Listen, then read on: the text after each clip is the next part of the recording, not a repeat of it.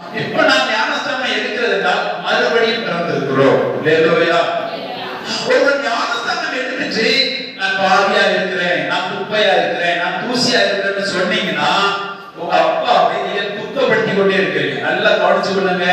நீங்கள் தேவனுடைய பிள்ளையா இருக்கிறீங்கன்னு தான் நீங்க ஞானஸ்தானம் எடுக்கிறோம். அப்படித்தானே? நான் தேவ சந்ததின்னு சொல்றேன். நான் சொல்றேன் எங்க அப்பா இவ்வளவுதான் அப்படி சொல்றேன்.